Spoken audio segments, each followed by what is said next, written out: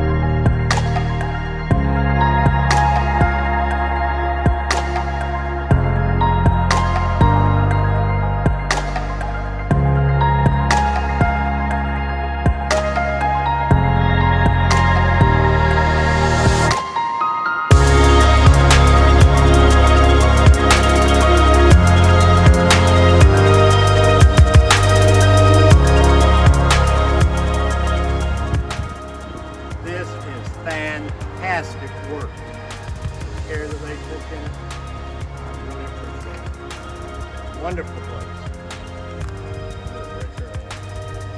The whole family's wonderful. And that's hard on me. I love it. I'm gonna give me the $20. $20, yeah. Give me $20.